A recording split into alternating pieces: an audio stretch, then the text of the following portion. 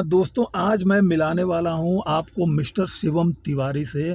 Shivam Tiwari already film 22 days direct कर चुके हैं। एज एन एक्टर उसमें काम भी कर चुके हैं। तो वो एज ए एक्टर एक टीवी शो बंधन टूटे नामे एक सीरियल है, उसे एज एन लीड कर रहे हैं और बहुत अच्छा काम कर रहे हैं। आइए आज हम आपको मिलाते हैं मिस्टर शिवम तिवारी से। नमस्कार दोस्तों, मेरा नाम कमल चौरसिया। शिवम जी नमस्कार।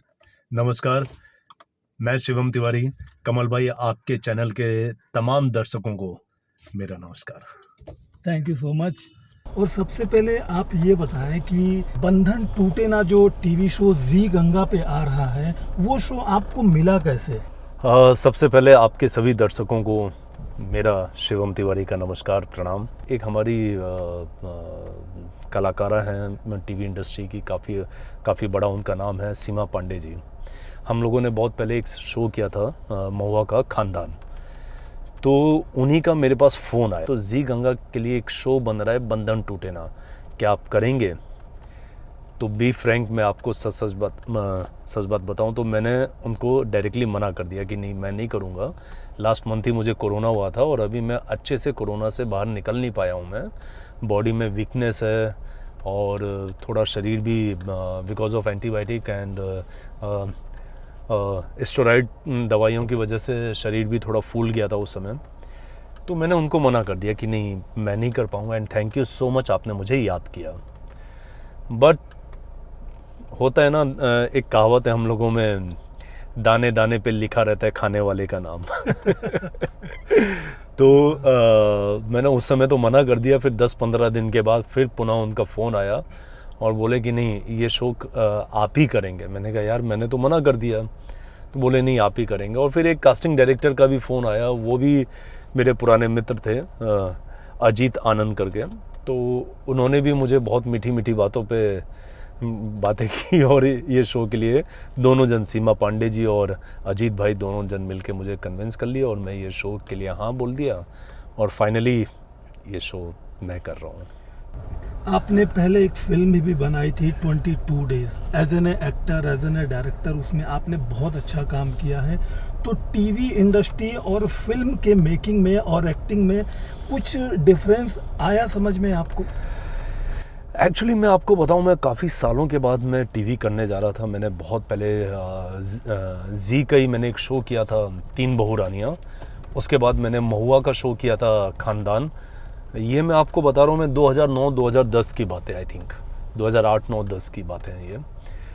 उसके बाद मैंने कोई टीवी शो किया नहीं था, मैं कंटिन्यू फिल्म कर रहा था। मैंने काफ़ी भोजपुरी फिल्म की, उड़िया फिल्में की, मैंने तेलुगु किया, मैंने गुजराती किया, मैंने हिंदी किया, जैसा आप बता रहे हैं। और आप तो मेरे साथ कैमरामैन थे भाई। आप तो मेरे फिल्म के कैमरामैन थे। हम लोगों ने जो मॉरिशस में मज़े लिए, जो इंडिया में मज़े लिए, और काफ़ी अच्छे से हंसते खेलते हुए हम लोगों ने काम किया। तो फिर टीवी में आने के बाद मैंने एक चीज़ जो मैं सबसे बड़ा मैं समझा कि फिल्म में आप 20-25 दिन, 30 दिन, 35 दिन या बहुत मैक्सिमम टू मैक्सिमम 40 दिन साथ में काम करते हैं, मज़े में आप काम कर लेते हैं। बट टीवी में क्या रहता है कि आपको हर दिन काम करना है। उसका सबसे बड़ा रीज़न है, और डेली सोप है तो आपको हर दिन काम करना है, क्योंकि आपका एपिसोड टेलीकास्ट होने वाला है। अगर आप काम नहीं कर पाए तो टेलीकास्ट नहीं हो पाएगा। आपके ऊपर जिम्मेदारियां बहुत रहती है टीवी में, और चाहे आप बीमार हो, चाहे आप जैसे भी हों, आपको काम करना, इट मीन्स काम करना है। तो ये टीवी से एक काम की पंक्चुअलिटी, डेडिकेशंस और काम करने का मज़ा भी लिया मैंने। तो कहना चाहते हैं कि फिल्म वाले डेडिकेशन और पंक्चुअलिटी नहीं होती? नहीं, फिल्म वालों में क्या होता है ना कमल भाई, फिल्म वालों में क्या होता है ना कि हम लोग हंसते खेलते हुए अपना शेड्यूल ख़त्म कर लेते हैं। बट यहाँ पे शेड्यूल ख़त्म नहीं होता है, यहाँ पे शेड्यूल पे शेड्यूल होता है, शेड्यूल पे शेड्यूल होता है, हर दिन का टेलीकास्ट होता है। तो फिर आपको मज़े तो लेने ही है। जब हम लोग काम करते हैं, आप तो जानते हैं, हम लोग जब काम करते हैं तो मज़े के साथ ही काम करते हैं। बट मज़े के साथ वो डेडिकेशन भी होना चाहिए कि भाई आप, ये एंडलेस है, जब तक आपका सीरियल बंद नहीं हो जाता तब तक आपको शूट करना है और कंटिन्यू शूट करना है। जो टीवी में जो नए एक्टर काम करना चाह रहे हैं, तो उन्हें कुछ आप एडवाइस देना चाहेंगे? क्योंकि वो 10 ऑडिशन देने के बाद ना उन्हें काम नहीं मिलता है तो बहुत कॉन्शियस हो जाते हैं, कुछ मतलब डिप्रेशन में चले जाते हैं, तो उन्हें क्या कहना चाहेंगे आप? कमल भाई, मैं आपके ज़रिए आपके चैनल के ऑडियंस से मैं सिर्फ इतना कहना चाहूँगा, ज़िंदगी में कोई चीज़ ऐसी नहीं है जो आपको ना मिल सके, सिर्फ आप चाह लो। हाँ, थोड़ी कठिनाइयाँ ज़रूर आती हैं, और थोड़ी नहीं, बहुत अच्छी खासी कठिनाइयाँ आती हैं, और वो मैं समझ सकता हूँ मैं, क्योंकि आज हम लोगों को भी इतने साल हो गए इस इंडस्ट्री में, तो ये चीज़ें मैं समझ सकता हूँ। बट डेडिकेशन ये मत छोड़ना दोस्त, और मेहनत करते रहना। आज नहीं तो कल, कल नहीं तो परसों काम ज़रूर मिलेगा। आप निगेटिविटी को अपने पास मत आने देना। ऑडिशंस दो, देते रहो, लोगों से मिलते रहो। आप घर में खाली मत बैठो, आप सिर्फ घर आओ, सो, निकल जाओ। देखो क्या होता है। और साथ में अपने शरीर पे भी ध्यान देना प्लीज़, शरीर पे भी ध्यान दो आप लोग।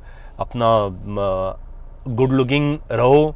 और अब तो ऐसा आ गया है कि आप गुड लुकिंग हो या ना हो, कोई भी अपने आप को कम मत समझना दोस्तों, क्योंकि अब टाइम चेंज हो रहा है। अच्छे खासे डोले सोले बना के, सिक्स पैक्स बना के लड़के लोगों को उतना काम नहीं मिल रहा है जितने नॉर्मल लोगों को मिल रहा है। मैं सिक्स पैक्स वालों को अंडर एस्टिमेट नहीं कर रहा हूं दोस्त, आप लोगों के लिए भी काम है और नॉर्मल लोगों के लिए भी काम है, क्योंकि अब वेब सीरीज का टाइम आ गया है, अब आ गया रियलिटी टाइप का, अब सिनेमा चेंज हो रहा है। करेक्ट। तो आप प्लीज, आप ये मत सोचना कि आपको काम नहीं मिल रहा है तो आप निगेटिविटी को अपने पास मत आने देना। बी पॉजिटिव, काम तो मिलना ही है, और अच्छे कलाकारों की आज की तारीख में कमी है, और आप लोग अगर अच्छे कलाकार हैं तो डेफिनेटली आपको काम मिलेगा।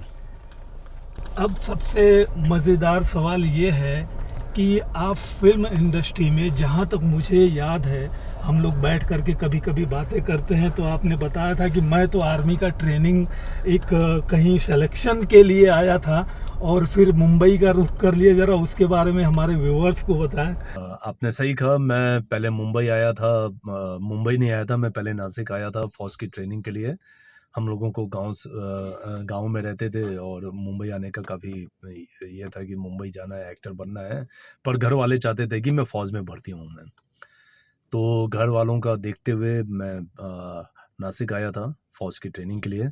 बट एक ही दिन रुका मैं, फिर वहाँ से मैं, एक मेरे मित्र हैं भीम सिंह जी, मालूम नहीं आजकल वो कहाँ होंगे, तो उनके साथ मैं मुंबई आ गया। क्या आप भी प्रकाश झा, फरहान अख्तर की राह पे हैं? वो एक्टिंग भी करते हैं, डायरेक्शन भी करते हैं, तो आप भी, जब हिंदी फिल्म आपने डायरेक्ट भी किया, एक्ट भी किया, स्ट्रेस बहुत सारा था, लेकिन आपने बहुत इजी वे में आप वो सारा काम निकाल लिए। पर्दे पे एकदम फ्रेश दिखना, उसका कुछ टिप्स दीजिए हमारे व्यूअर्स को। उसका सबसे अच्छा टिप्स है कि आप हमेशा हंसते रहिए, मुस्कुराते रहिए।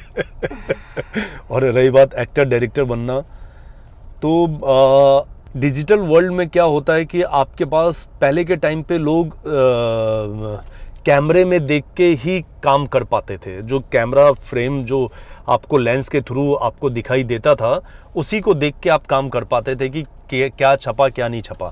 आज की तारीख में आपके पास मॉनिटर है, आप जो शॉट देते हैं, शॉट देने के बाद आप आराम से आके बैठ के मॉनिटर को देखिए। कहीं पे आपको ऐसा लगता है कि आपने गलत दिया है तो आप दोबारा से कर सकते हैं, क्योंकि रील का भी टाइम नहीं है। ये ना हो कि यार रील खर्च हो रहा है, ये हो रहा है, वो हो रहा है। अब तो हार्ड ड्राइव का टाइम है, को परफेक्ट शॉट नहीं मिला तो आप दोबारा से उसको रीशूट कर सकते हैं, कोई टेंशन नहीं है। और बड़ा अच्छा लगता है as an actor and director साथ में काम करना, दोनों बहुत। और कमल भाई जैसे कैमरामैन साथ में रहें तो और भी मज़ा आ जाता है। Thank you so much. Personally मुझे भी ये जानना है कि जब आप डायरेक्शन करते हो तो आपके माइंड में क्या चलता है, और जब आप सिर्फ एक्टिंग करते हो तो क्या आप सोच रहे होते हो? एक्चुअली मैं जब एक्टिंग करता हूँ तो मैं बहुत ज़्यादा स्ट्रेस फ्री रहता हूँ मैं।